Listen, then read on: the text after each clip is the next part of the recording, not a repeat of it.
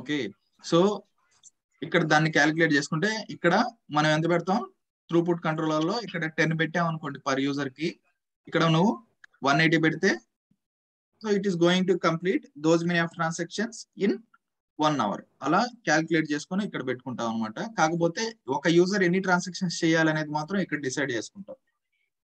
ఓకేనా, ఆ క్యాలిక్యులేషన్స్ అయితే చేయాల్సి వస్తుంది. పేసింగ్ ని థింక్ టైమ్స్ ని అది కంట్రోల్ చేసుకుంటూ ఉంటుంది.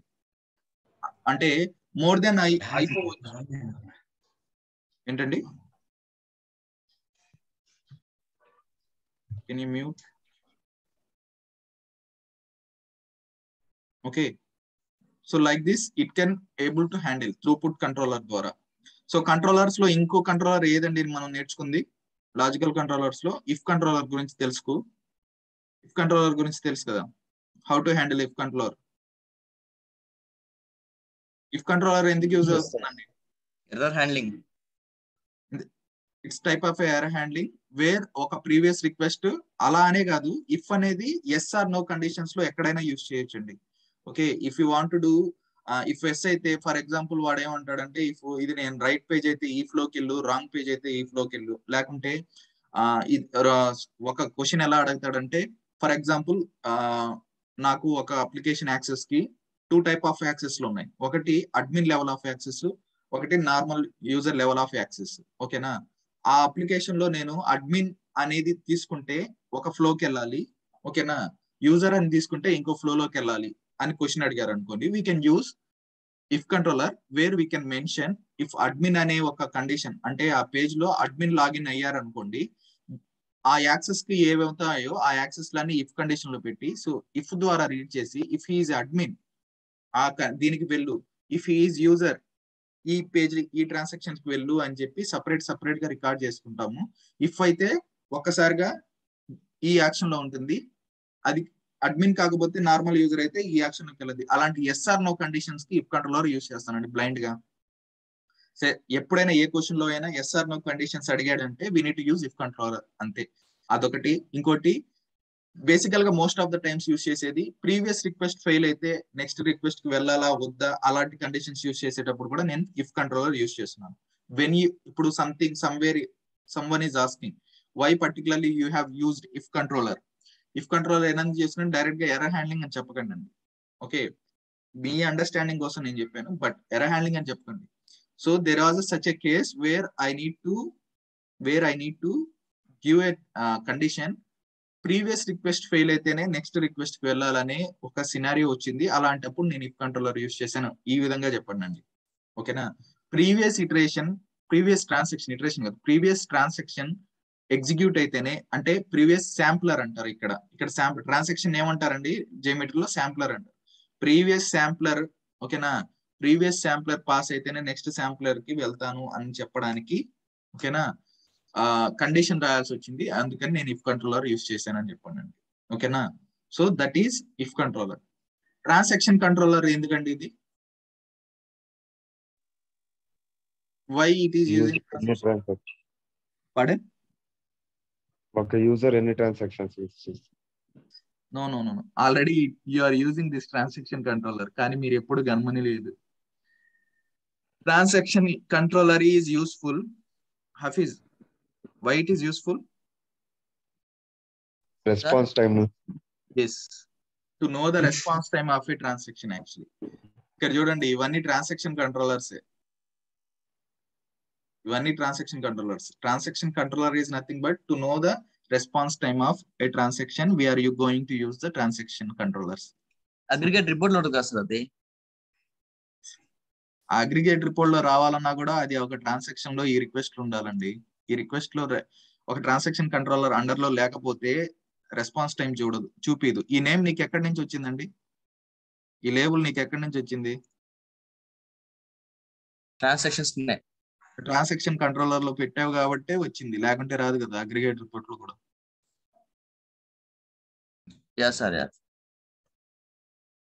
Transaction controller is useful for knowing the transaction response time. Okay, so the next logical controller, loop controller. Name లోనే ఉంది, iteration. Loop controller is nothing but ఎన్నిసార్లు నువ్వు రిపీట్ చేయదలుచుకుంటున్నావు అంటే అలాంటి కండిషన్స్ లో యూజ్ చేస్తామండి. ఫర్ ఎగ్జాంపుల్ ఇది నేనంతా కట్ చేసి లూప్ కంట్రోలర్ లో పెడుతున్నాను. ఓకే ఓకే లూప్ కంట్రోలర్ చూడండి, ఇది రిమూవ్ చేసేస్తాం, డిజేబుల్, రిమూవ్ అవసరం లేదు. ఓకే నౌ లూప్ కంట్రోలర్ లో ఎక్కడో ఇది డిజేబుల్ లో చేసాను. ఓకే లూప్ కంట్రోలర్ లో ఎన్నిసార్లు జరగాలి అనుకుంటున్నావు ఇక్కడ నువ్వు? ఒక 2 times.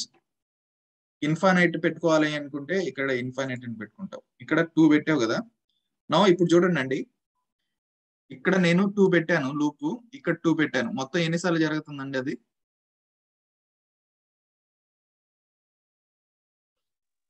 4 times జరుగుతుంది. సో ఇది ఎందుకు యూజ్ అవుతుంది అంటే, ఫర్ ఎగ్జాంపుల్ నువ్వు టిపిఎస్ ని పర్టికులర్ ట్రాన్సాక్షన్ లో, ఫర్ ఎగ్జాంపుల్ ఈ ట్రాన్సాక్షన్ కి నీకు అవసరం లేదు.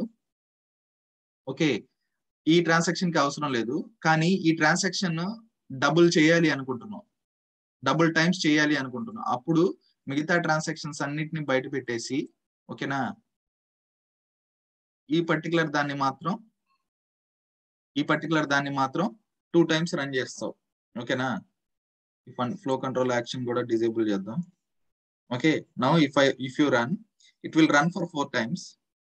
ఓకే ఇది మాత్రం 4 times రన్ అవుతుంది. కాకపోతే సైన్ ఆఫ్ ని చేయడం కరెక్టా? Launch okay will run it, no problem. Sign off ని చేయడం కొంచెం కష్టం. It will do it, but అది ఫెయిల్ అవుతుందో పాస్ అవుతుందో తర్వాత విషయం. But I just show you how it is behaving. Just 1 పెడదాం, అప్పుడు 2 జరుగుతాయి.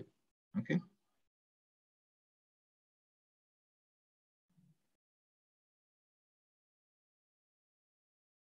ఇదండి సైన్ ఆఫ్ 2 times జరిగింది, ఎందుకంటే we kept in a loop controller mentioning 2 times it has to run. ఇక్కడ కానీ 2 పెట్టుంటే ఈ 2 ఆ 2 రెండు పడతాయి.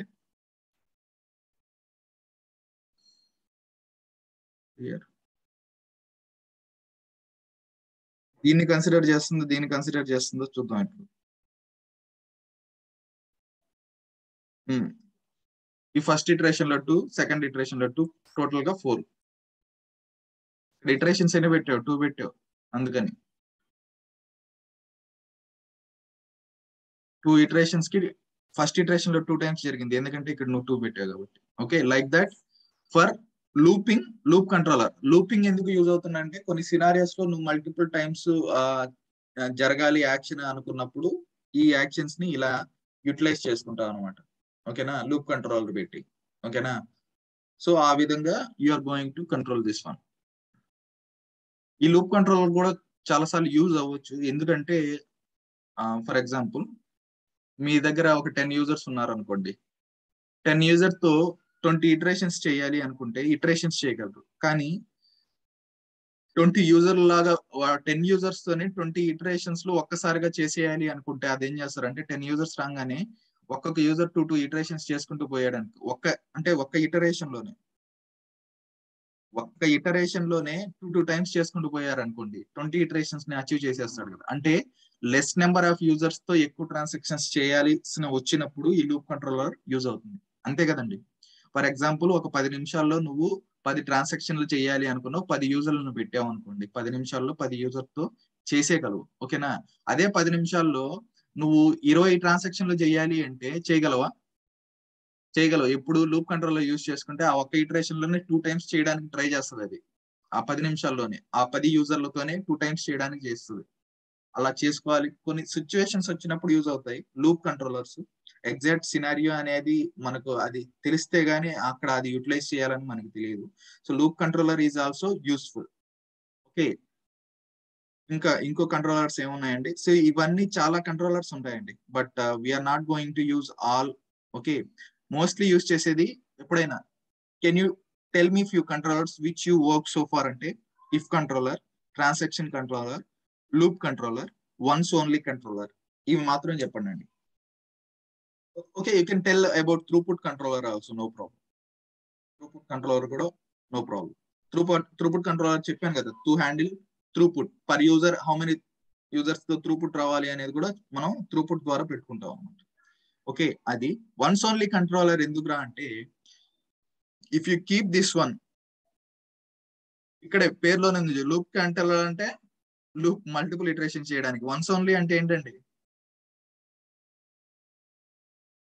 వన్స్ ఓన్లీ అంటే ఏంటి? ఓన్లీ వన్స్ ఒకసారి. If you keep this here, ఈ ట్రాన్సాక్షన్ ఒకసారే జరుగుతుంది. ఓకే,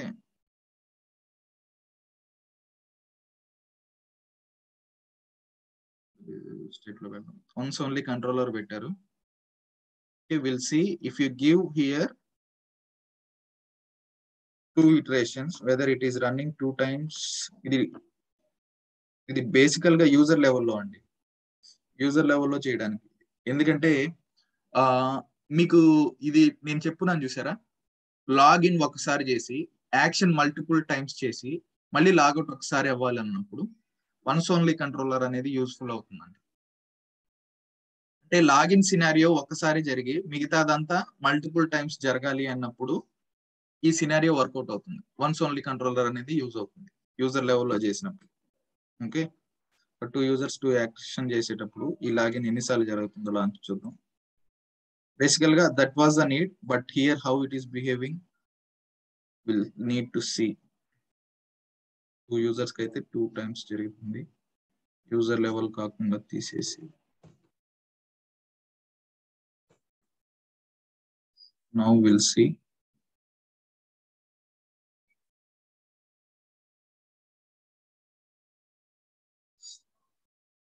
గమనించారా, ఫస్ట్ ట్రాన్సాక్షన్ రాలేదు. ఫస్ట్ ట్రాన్సాక్షన్ రాలేదండి సెకండ్ ఇటరేషన్ చేసేటప్పుడు, వన్స్ ఓన్లీ కంట్రోలర్ పెట్టారు.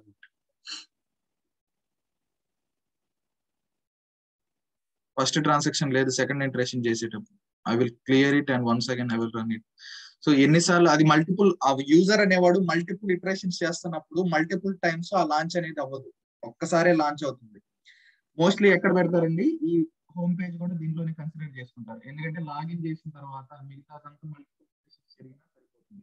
ఇంకో వన్స్ ఓన్లీ కంట్రోలర్ పెట్టి ఏం చేస్తారు, వన్స్ ఓన్లీ కంట్రోలర్ పెట్టి దీంట్లో సైన్ ఆఫ్ పెడతారు. ఓకే, ఇప్పుడు ఆ యూజర్ అనేవాడు, ఓకే, సో ఇప్పుడు ఆ యూజర్ అనేవాడు ఏం చేస్తాడండి, ఒకసారి లాగిన్ అవుతాడు. లాగిన్ పేజ్ ఇక్కడ దాకే కదా ఉండేది, మల్టిపుల్ టైమ్స్ ఇటరేషన్ చేస్తాడు. విల్ సి 2 iterations మనం పెడుతున్నాం. ఒక్కసారి లాగిన్ అవ్వాలి,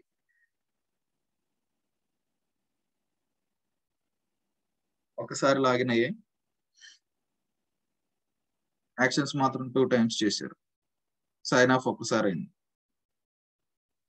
ఓకేనా, ఇవి పాస్ అవుతుందా లేదా ఒకసారి సెకండ్ ఇటరేషన్ ఒకసారి చెక్ చేద్దాం.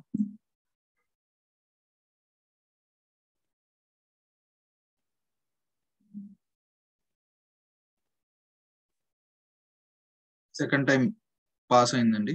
So the selection, yes it is going. ఓకేనా, అర్థమైందా?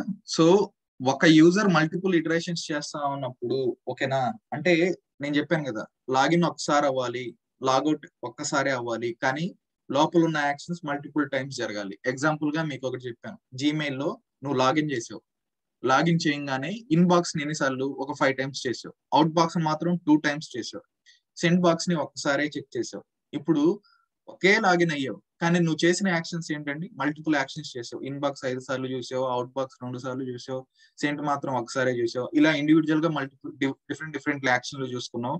తర్వాత లాస్ట్ లో లాగౌట్ అయ్యావు, ఒక్కసారి లాగౌట్ అయ్యావు. ఆ ఒక్కసారి లాగిన్ లోనే నువ్వు ఇన్ని పనులు చేసావు. అలాంటి సినారియోని ఏదైనా చేయమంటే వన్స్ ఓన్లీ కంట్రోలర్ మీకు యూజ్ అవుతుంది. So you can say A question answer for this. So there is a scenario where I need to run for once I need to log in and do the multiple actions. How will you handle in JMeter? By using once only controller, we are going to handle this one. Okay, by using once only controller, we are going to handle this type of situation where it will be log in once and log out once, and we can do multiple actions inside this. Okay na, so ala use chesukovachu. So even ఇది not only request level, thread group లెవెల్లో కూడా పెట్టుకోవచ్చు. Okay, మనకి default గా ఉండే thread groups idea ఉందండి. So will go one by one. ఇలా controllers చూసామా, ఇఫ్ ట్రాన్సాక్షన్ అయిపోయింది, లూప్ అయిపోయింది. దాని తర్వాత మెయిన్ గా మీరు యూజ్ చేసింది రికార్డింగ్ కంట్రోలర్ కూడా యూజ్ చేస్తారండి రికార్డ్ చేయడానికి ఫస్ట్ లో. Okay, it is not that much of useful after that. Recording చేసిన తర్వాత దాని అవసరం ఉండదు అసలు. ఓకే, దాని తర్వాత త్రూపుట్ కంట్రోలర్ చూసారు. దాని తర్వాత ఇప్పుడు once only controller. So if you want to check, like you can check other controller also, but most of the times if someone is asking the questions like which controllers you have used, I have used if transaction loop, okay, once only controller and also throughput controller. These are the controllers you can able to say. Okay, ఒకవేళ చెప్పినా కూడా మీకు explain చేయడానికి తెలిసింది ఇవి. Okay, recording controller already it is there. So ఇవి controllers. Okay, controller అంటే ఆ కంట్రోలర్ తో కంపారిజన్ చేయడానికి. ఇది conditional based controller, logical controllers ఇవి. ఓకేనా, సో ప్రీ ప్రాసెసర్స్ లో ఏం తెలుసు అండి మీకు? ప్రీ ప్రాసెసర్స్ లో శాంప్లర్స్ లో ఏం తెలుసు? Flow controller. Okay, logical controls ఉంది. ఇప్పుడు శాంప్లర్స్ లో మీకు ఏం తెలుసు? Flow control action, next HTTP request. Main గా మీరు వర్క్ చేసింది ఈ రెండిట్లోనే. మిగతా అవన్నీ డిఫరెంట్ టైప్ ఆఫ్ రిక్వెస్ట్ అండి. ఇవి టీసీపీకి సంబంధించింది, ఎల్డాప్ కి, జేఎన్ఎట్ కి, జేఎంఎస్ కి, జేడీబీసీకి, ఎఫ్టీపీకి, ఇవన్నీ డిఫరెంట్ టైప్ ఆఫ్ రిక్వెస్ట్. అంటే ఎఫ్టిపి అండ్ మామూలుగా హెచ్టిటిపి యూజ్ చేస్తున్నప్పుడు మనం హెచ్టిటిపి తో రిక్వెస్ట్ తో వెళ్తాం. ఎక్కువగా అప్లికేషన్స్ అన్ని దేంట్లోనే వెళ్తాయండి? హెచ్టిటిపి టు హెచ్టిటిపిఎస్ ఆ రిక్వెస్ట్ లోనే వెళ్తాయి. ఓకేనా, ఇంటర్నెట్ యూజ్ చేసేవన్నీ ఫైల్ ట్రాన్స్ఫర్ ప్రోటోకాల్, టీసీవీ ఇవన్నీ యూజ్ చేయవు. ఓకేనా, సో అది హెచ్టిటిపి రిక్వెస్ట్, ఇది ఫ్లో కంట్రోలర్ యాక్షన్. ఓకేనా, clear on this? So next pre processor లో ఏవి తెలుసు అండి ఎక్కువగా? User parameters. ప్రీ ప్రాసెసర్ లో యూజర్ పారామీటర్స్ ఎందుకండి? Parameterization sir, user name password. Post processor లో ఏవేవి తెలుసు? Boundary extraction, regular extraction, debug post processor. Boundary extraction అంటే left hand boundary, regular extraction అంటే డాట్ స్టార్. డాట్ అంటే క్యారెక్టర్స్, ఇక్కడ star అంటే one or more controller, question mark వేరే extraction ఉంటాయి. డీబగ్ అంటే నథింగ్ బట్ లాగ్. ఎస్, ఆ log ని మీరు రీప్లే చేసుకున్నప్పుడు చూసుకోవాలి ఏది రీప్లే అవుతుంది, ఏ వాల్యూ, ఏ వేరియబుల్ అయినా వేరియబుల్ కి సంబంధించిన వాల్యూస్ ని నువ్వు చూసుకోవాలి. ప్లేస్ రైట్ గా అవుతుందా అవట్లేదా అని చెక్ చేసుకోవడానికి డీబగ్ పోస్ట్ ప్రాసెసర్. అక్కడ మనకు ఎక్స్టెండెడ్ లాగ్ లాగా ఉంటుంది కదా, ఆ ఎక్స్టెండెడ్ లాగ్ ఇలా ఉండదు. ఇక్కడ డైరెక్ట్ గా డీబగ్ పోస్ట్ ప్రాసెసర్ యూజ్ చేయాలి. సో అసర్షన్స్ లో you went with the response assertions. In response assertions లోనే చాలా ఉన్నాయి మీకు అలాంటివే. సి పేర్లోనే చెప్పేయచ్చు. If you are saying about duration assertion, ఆ పేజ్ కంటెంట్ ఎంత టైంలో లోడ్ అవుతుంది, ఆ లోడ్ అయిన టైం ని కన్సిడర్ చేసుకొని అది పాస్ అయిందా లేదా ఫెయిల్ అయిందా అని తెలుసుకోవడానికి డ్యూరేషన్ అసర్షన్. సైజు అది 1 MB కన్నా ఎక్కువగా ఉంటే ఫెయిల్ అవ్వాలి, అది నువ్వు ఎక్స్పెక్ట్ చేస్తున్న ఫైల్ కాదు అందుకనే ఫెయిల్ చేస్తుంది. అలా size level of assertion mostly use చేసేది రెస్పాన్స్ అసర్షన్. ఓకే, టైమర్స్ లో constant uniform random timer and synchronising timer, constant throughput timer. Fragment అనేది ఏంటంటే బేసికల్ గా ఫ్రాగ్మెంట్స్ అంటే నేను చెప్పాను కదా, ఒక పెద్ద స్క్రిప్ట్ ఉన్నప్పుడు డివైడ్ చేయాలి. అంటే ఒక్కొక్క భాగం ఒక్కొక్కటి దగ్గర పెట్టాలనుకోండి. ఒకటే స్క్రిప్ట్ అది, కానీ అది ఒక పెద్ద స్క్రిప్ట్, ఒక 20 పేజీలు 30 పేజీలు ఉంది అనుకో. 15 పేజీలు నువ్వు చేసి 15 పేజీల తర్వాత ఇది చేస్తే ఆ 15 పేజీలు దీని అండర్ లో కానీ చేసావనుకో, నువ్వు అది తీసుకొని వచ్చి ఈ థ్రెడ్ గ్రూప్ అండర్ లో ఇలా ఫస్ట్ లో పెట్టావంటే, ఓకేనా, it will do the first, then it will go for like that. అలా ఇండివిజువల్ గా 2 డిఫరెంట్ యాక్షన్స్ ని చేసుకొని ఒక దగ్గర ఇంక్లూడ్ చేసుకోవాలంటే టెస్ట్ ఫ్రాగ్మెంట్స్ ని యూజ్ చేస్తారనమాట. పెద్దది ఉంటే స్క్రిప్ట్. ఇప్పుడు test fragment will be useful when there is a bigger script and it has to be distributed between colleagues మధ్యలో డిస్ట్రిబ్యూట్ అయ్యి, then if you need to patch, test fragment will be helpful. Okay, కానీ ఎక్కువగా use చేయరు fragment.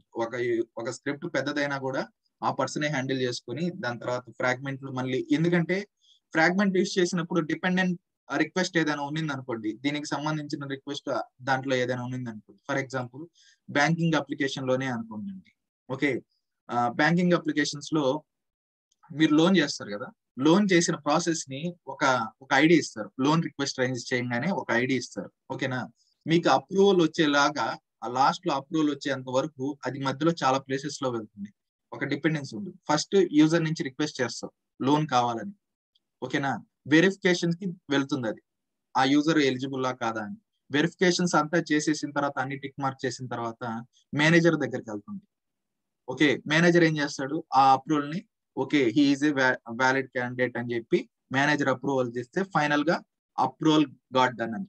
Okay, ఇప్పుడు 4 stages లో వెళ్తుంది. First నీ side నుంచి ఎవరికి వెళ్ళింది, ఒక మధ్యలో అసలు ఎలిజిబుల్ పర్సనా కాదా అని ఒక థర్డ్ పార్టీ పర్సన్ ని తెలుసుకోవడానికి ఆడ దగ్గరికి వెళ్ళింది. వెళ్ళిపోయిన తర్వాత వాడు చేసిన తర్వాత మేనేజర్ అప్రూవల్ ఇవ్వాలి. ఒకటే యాక్షన్ ఇదంతా. నువ్వు లోన్ రిక్వెస్ట్ చేస్తే లోన్ అప్రూవల్, ఇది ఎండ్. ఓకేనా, ఈ పర్టికులర్ యాక్షన్ ఒకటే స్టేజెస్ ఉంటుంది. స్టేజెస్ ఉన్నాయి కదా, అలాంటి స్టేజెస్ ఉన్నప్పుడు డిపెండెన్సీ రిక్వెస్ట్ ఉంటాయి. నేను user level the verification level script నేను చూసుకుంటాను రా, మేనేజర్ లెవెల్ ఆఫ్ స్క్రిప్ట్ నువ్వు చూసుకో అని చెప్పాడు అనుకో, అలాంటివి 2 చేస్తాడు. కానీ అది తీసుకుని వచ్చి లాస్ట్ లో ప్యాచ్ చేస్తాడు. అర్థమైందా? సో అలాంటి సినారియోస్ లో మనకు ఇది ఉపయోగపడుతుంది. ఓకే, సో కాన్ఫిగ్ ఎలిమెంట్ లో సిఎస్వి డేటా సెట్ కాన్ఫిగ్ ఎందుకండి ఇది? పారామీటరేషన్ సార్. సిఎస్వి ఫైల్ ద్వారా చేయాలి అనుకున్నప్పుడు CSV data set config. Request defaults అదే కదా సార్, ఎక్స్ట్రాక్ట్ చేయడానికి. ఏదైనా రిక్వెస్ట్ లో కామన్ గా ఉండే వాటిని ఓకేనా రిక్వెస్ట్ డిఫాల్ట్స్ లో పెట్టుకుంటే rather than changing in every ఒక ప్రతి శాంపులర్ లో వెళ్ళి చేంజ్ చేసేదానికన్నా ఓకేనా ప్రతి దాంట్లో వెళ్ళి చేంజ్ చేసేటప్పుడు ఇక్కడికి వెళ్ళి చేంజ్ చేస్తే సరిపోతుంది. రిక్వెస్ట్ డిఫాల్ట్స్ అంటే ఒక రిక్వెస్ట్ కి సంబంధించిన default values. For example inside this there are default values which commonly are there in all the requests, so you can use request default so that if in future lo edaina change jarigina kuda if you change here it will be going to reflect here. Okay, that means request default ga unde values ni common ga oka daggara pettukovali ante request defaults will be useful. Okay, అవి config elements లో CSV data set config request defaults. దీంట్లో ఇంకోటి ఉంది చూడండి, user defined variables. User defined variables also, ఎందుకంటే user defined variables ఏదైనా variable okay future లో change అవుతుంది, మనం యూటిలైజ్ చేసుకోవాలి, అలాంటివి ఉన్నప్పుడు ఒక డిఫైన్డ్ వేరియబుల్ మీరు క్రియేట్ చేసుకొని మన కంఫర్ట్ కోసం we can utilize this. Mostly I have used for doing a think time for flow controller action think time timers use చేస్తున్నప్పుడు అలా చేయడానికి యూజ్ చేశాను. ఇంకోటి మేజర్ గా ఇంకా దేనికి చెప్పుకోవచ్చు, లైక్ ఇది ఉంటుంది కదా like server names. Server names host names parameterize చేసుకోవడప్పుడు యూజర్ డిఫైన్డ్ వేరియబుల్స్ యూజ్ చేస్తారు. ఓకే, సో అలా ఇవి యూజ్ చేస్తున్నారు. ఈ 4 కూడా చెప్తాను మీకు. ఈ మూడు ఏంటంటే నేమ్ లోనే ఉంది చూడండి, ఇక్కడే యాడ్ చేసి ఉంటాం. హెడర్ మేనేజర్, హెడర్స్ ఏదైనా యాడ్ చేయాలి అంటే ఇక్కడ ఉంది. హెడర్స్ అంటే ఏంటండి, ఒక రిక్వెస్ట్ లోని హెడర్స్ అంటే ఏంటి? హెడర్స్ తెలుసు కదా మీకు? హెడర్స్ కాపీ ఎల్ఆర్ లోడ్ లో ఇష్యూ లేదు సార్. హెడర్స్ రికార్డ్ చేయలేదు, వెబ్ రిజిస్టర్ ఫైల్స్ కదా చేశారు. ఒకవేళ కావాలంటే మీరు అక్కడ ఏం పెట్టారు, వెబ్ యాడ్ హెడర్ అని వస్తుంది, వెబ్ యాడ్ ఆటో హెడర్ అని వస్తుంది. Web auto header, web add అంటే ఆ ట్రాన్సాక్షన్ కి, వెబ్ ఆటో అంటే మొత్తం ట్రాన్సాక్షన్ కి వస్తుంది. అలా హెడర్స్ ని యాడ్ చేస్తారు కదా. ఇక్కడ అలా హెడర్ ని యాడ్ చేయాలంటే డైరెక్ట్ గా యాడ్ అని క్లిక్ చేస్తే చేసేసుకోవచ్చు. హెడర్స్ ఇక్కడే ఉంటాయి చూడండి, ప్రతి రిక్వెస్ట్ కి హెడర్ ఉంటుంది. Okay, I will be రీప్లేయింగ్ it. Okay, ఇది మెయిన్ రిక్వెస్ట్ కదా, మీరు క్లిక్ చేయండి. ఇదండి హెడర్స్. హెడర్ ఏదేమవుతాయి, ఇవన్నీ రెస్పాన్స్ హెడర్స్, రిక్వెస్ట్ హెడర్స్ ఇవి. ఇప్పుడు ఈ హెడర్ ని నువ్వు యాడ్ చేయాలి అనుకున్నావు అనుకో, ఫర్ ఎగ్జాంపుల్ ఓకే ఈ హెడర్ ని యాడ్ చేయాలి అనుకుంటున్నావు, you need to copy this one. అంటే ఎందుకు హెడర్ యాడ్ చేయాల్సి వస్తుందంటే ఇక్కడేమో రిక్వెస్ట్ పాస్ అవుతుంది, కానీ ఇక్కడ నువ్వు రిప్లై చేస్తావంటే రిక్వెస్ట్ పాస్ అవ్వట్లేదు. ఏంట్రా అని కంపారిజన్ చేసుకొని నువ్వు చూస్తే మేబీ ఈ హెడర్స్ వాల్యూస్ ఏదైనా చేంజ్ అవుతున్నాయేమో, ఆ హెడర్స్ ని కాపీ చేయాలి, లేకుంటే రన్ అవ్వదేమో అనుకొని మీరు హెడర్ ని లైక్ యాడ్ చేస్తున్నారు అనుకోండి. ఫర్ ఎగ్జాంపుల్ ఇది కాపీ చేసుకోండి. ఓకే, సో ఇక్కడ యాడ్ అని క్లిక్ చేసి ఇది నేమ్, ఇక్కడ వరకు నేమ్, ఇది వాల్యూ. ఎలా తెలిసింది ఇది నేమ్ ఇది వాల్యూ అని? ఇక్కడ చూడండి, ఆల్రెడీ డివైడ్ చేసి ఉంటారు. ఇక్కడ కోలన్కి ముందు ఉండేది నేమ్, ఇది వాల్యూ, ఈ కొంచెం వాల్యూ. ఇది నేమ్, ఇది వాల్యూ, ఇది నేమ్, ఇది వాల్యూ. ఇలా హెడర్ ని నువ్వు యాడ్ చేసుకోవచ్చు. సో నువ్వు ఆ హెడర్ ని ఇక్కడ పెట్టావంటే it will be applicable for all the request. If you are going to keep inside the particular request, it is applicable for only that request. Already headers అనేవి automatic గా వచ్చి ఉంటాయి చూడండి ప్రతి ఒక్క రిక్వెస్ట్ లో. మీరు రికార్డ్ చేసేటప్పుడే ఈ హెడర్స్ అన్ని రికార్డ్ అయి ఉంటాయండి. ఓకేనా? ఈ హెడర్స్ అన్ని రికార్డ్ చేసేటప్పుడే మీకు హెడర్స్ వచ్చేసి ఉంటాయి. ఓకేనా? ఇక్కడ జేమెట్రీలో అక్కడ డిపెండెన్సీ ఉందన్నమాట. హెడర్ లేకుండా రన్ అవ్వదు. బ్యాక్గ్రౌండ్ హెడర్స్ డౌన్లోడ్ చేయడానికి ఉండదని చెప్పి హెడర్స్ ఆటోమేటిక్ గానే రికార్డ్ చేసేస్తుంది. ఫస్ట్ రికార్డ్ చేసినప్పుడు వచ్చిందే, నేను అడిషనల్ గా యాడ్ చేసింది ఇవన్నీ. ఆటోమేటిక్ గా రికార్డెడ్ హెడర్స్ ప్రతి రిక్వెస్ట్ లో ఉంటాయి. అది రిక్వెస్ట్ లెవెల్లో ఉంటాయి. ఓకేనా? అలా కాకుండా కామన్ గా ఉన్నాయి ఈ హెడర్స్ అనుకుంటే ఈ హెడర్ మేనేజర్ లోనే అన్ని డిక్లేర్ చేసేస్తే ఈ no need of giving individual places లో ఇవ్వకుండా ఇక్కడే ఇచ్చేస్తే సరిపోతుంది. సో కామన్ గా ఇవ్వచ్చు, ఇండివిజువల్ రిక్వెస్ట్ కూడా ఇవ్వచ్చు. అన్నిటికీ కామన్ గా ఉన్నాయి అనుకోండి headers, just simply you can copy and directly you can keep this one here. ఇప్పుడు ఇక్కడ రిమూవ్ ఉన్నా లేకున్నా కూడా వర్క్ అవుతుంది. ఓకేనా? So that is for header.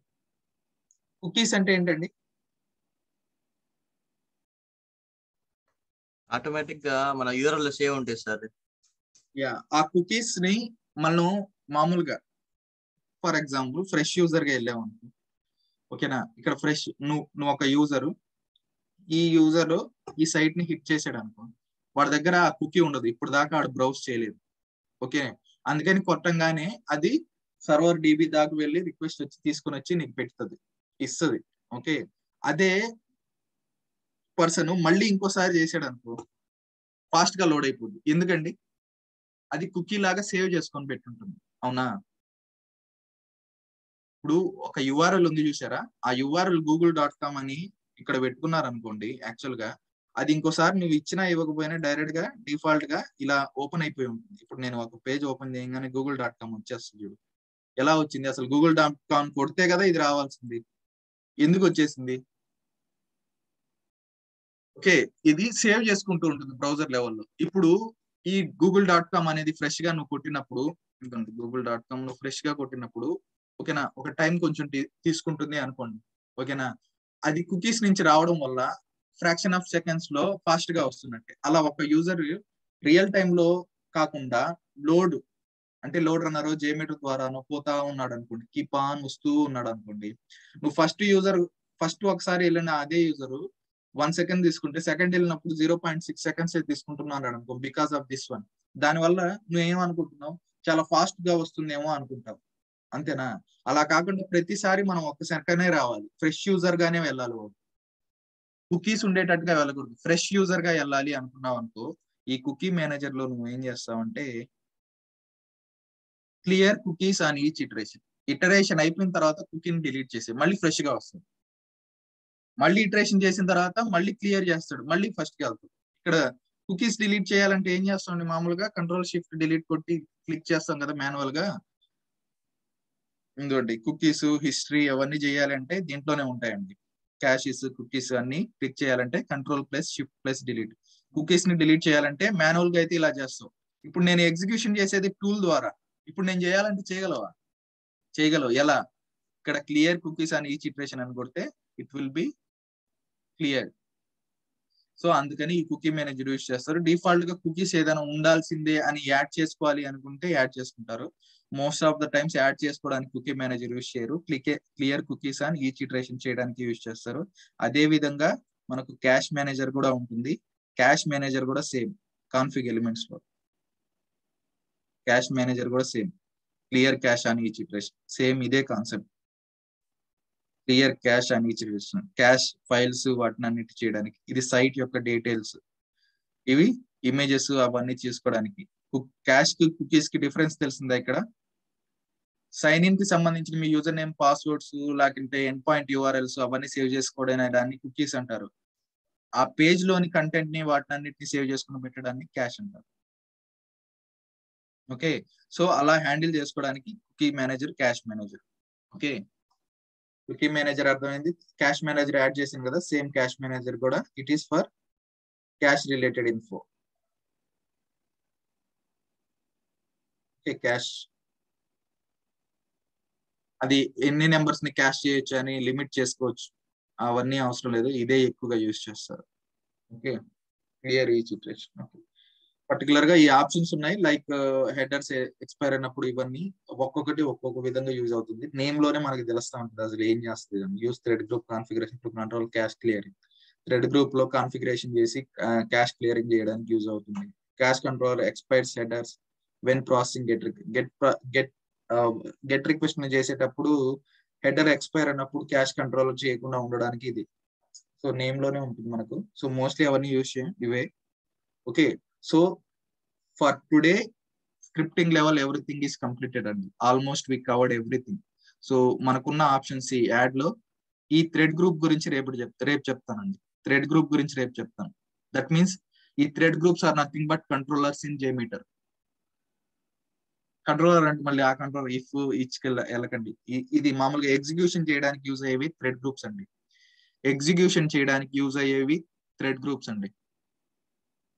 ఓకేనా, అవి ఏ థ్రెడ్ గ్రూప్ ఏంటనేది రేపు డిస్కస్ చేసుకుందాం. ఇవన్నీ అయిపోయాయి, లిజనర్స్ అయిపోయాయి, timers, pre process, post process, script లెవెల్లో అన్ని అయిపోయాయి. స్క్రిప్టింగ్ లెవెల్లో ఎవ్రీథింగ్ ఈస్ డన్.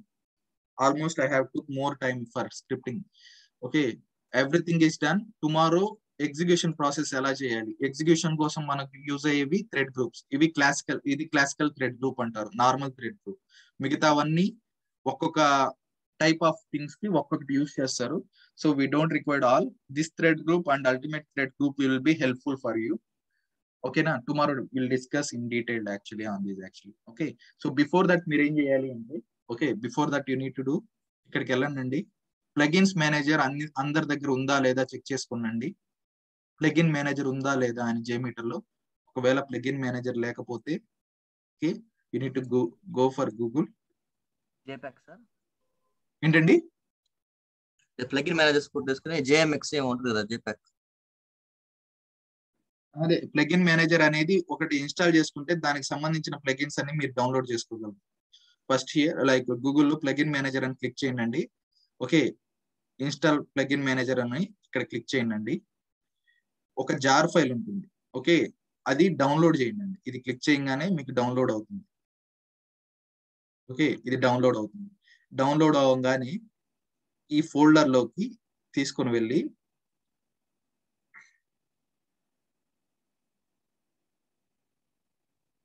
బాగా వినండి, ఇలాగే చేయండి. ఓకే, ప్లగిన్ మేనేజర్ లోకి వెళ్ళండి, ఇన్స్టాల్ అని కొట్టండి. ఒక డౌన్లోడ్ అవుతుంది. డౌన్లోడ్ అవ్వగానే ఇక్కడ చెప్పున్నాడు చూడండి, ఎక్కడ పెట్టమన్నాడు, పుట్టిన్ ఇంటూ లైబ్రరీలోని ఎక్స్టెన్షన్ లో పెట్టమన్నాడు అనమాట.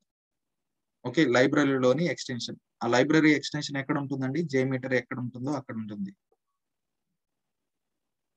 ఫర్ ఎగ్జాంపుల్ లైక్ డెస్క్టాప్ మీద JMeter అని ఉంది.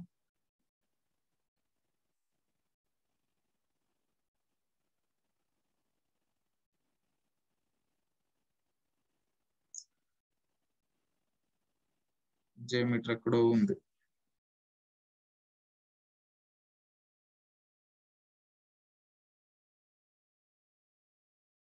ఇక్కడ నుంచో వస్తుంది, but let me show you JMeter. Yeah, ఇక్కడ చూపిస్తాను, but it is not coming for me.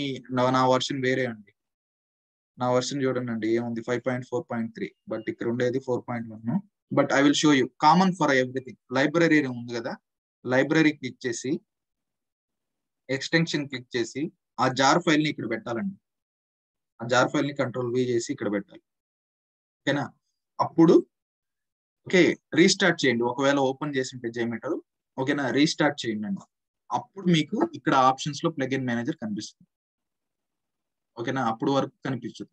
ఒకవేళ ఉంటే అలా పెట్టుండండి, రేపు దాన్ని ఎలా యూటిలైజ్ చేయాలో చెప్తాను. ఒకవేళ లేకపోతే ప్లగిన్ మేనేజర్ డౌన్లోడ్ చేసుకోండి.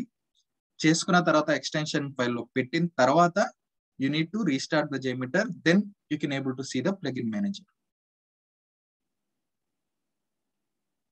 క్లియరా?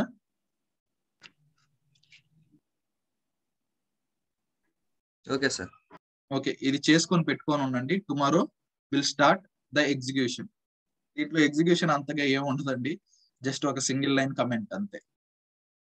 ఇక్కడ మల్టిపుల్ టైప్స్ చేయాలి అనుకుంటే థ్రెడ్ గ్రూప్స్ మారుస్తారు అంతే. ప్రాసెస్ మాత్రం ఒకటే. ఓకేనా, ప్రాసెస్ మాత్రం ఒకటే. అనలైజ్ చేయడానికి అక్కడ కూడా ప్లగిన్స్ యూస్ చేసుకోవాల్సి వస్తుంది. I will tell you all those. Okay, will meet tomorrow. Sir దీంట్లో ర్యాంప్ అప్స్ ర్యాంప్ డౌన్స్ ఏమి ఉండవు, నాన్ ఎందుకు జీవై ఎందుకు ఉంటాయి, కానీ మనం యూస్ చేయము. యూస్ చేస్తాం, ఇప్పుడు చెప్తాను మీకు. సరే సార్, థ్యాంక్ యూ సార్. అది లేకుండా అసలు ఉండదు. I will tell you tomorrow. Okay, we'll meet tomorrow.